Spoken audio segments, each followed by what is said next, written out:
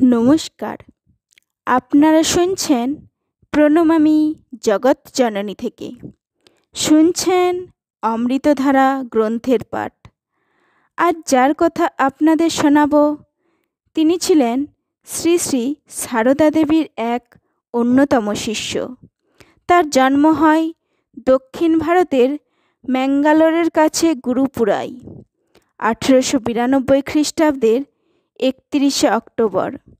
তার পিতৃদত্ত নাম ছিল পাণ্ডুরং প্রভু, অর্থাৎ তিনি একাধারে প্রভু মহারাজ নামেও পরিচিত ছিলেন।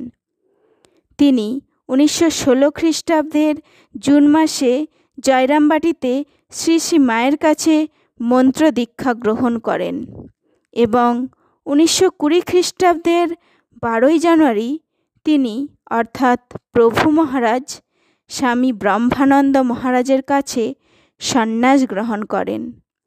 তখন তার নাম হয় স্বামী বীরেশ্বরানন্দ। স্বামী বীরেশ্বরানন্দ মহারাজ রামকৃষ্ণ মঠ ও মিশনের 10ম সভাপতি নির্বাচিত হয়েছিলেন। তিনি 13ই মার্চ 1985 খ্রিস্টাব্দের মাত্র 92 বছর বয়সে মৃত্যুবরণ করেন। আজ শোনাব সেই 1916 সালে তিনি যখন মায়ের কাছে মন্ত্র দীক্ষা নিলেন, তারপর তার সাথে যে ঘটনা ঘটেছিল সেই অংশই। আসুন শুনে নিন। আমি যে মা, বলছেন শ্রীমৎ স্বামী বীরেশ্বরানন্দ।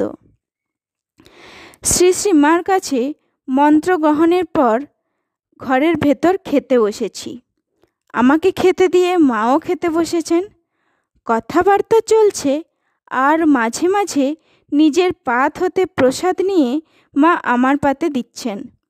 খাওয়া শেষ হলে যখন আমি উচ্ছিষ্ট পাথর, বাটি ইত্যাদি তুলে নেওয়ার উপক্রম করছি, মা আমাকে তা করতে নিষেধ করলেন।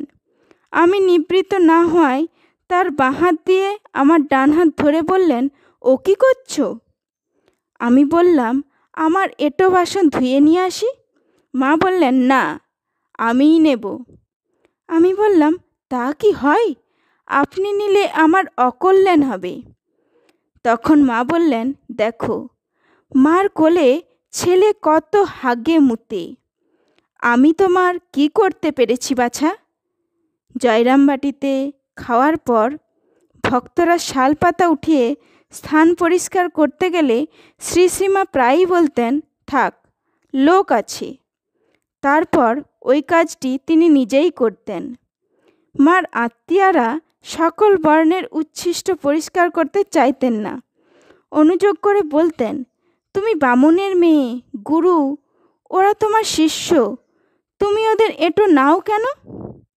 মা উত্তর দিতেন, আমি যে মা গো, মায়ে ছেলের করবে না তো কে করবে? ঠাকুরমা স্বামীজির চরণে প্রণাম জানিয়ে আজকের পাঠ এখানেই শেষ করছি।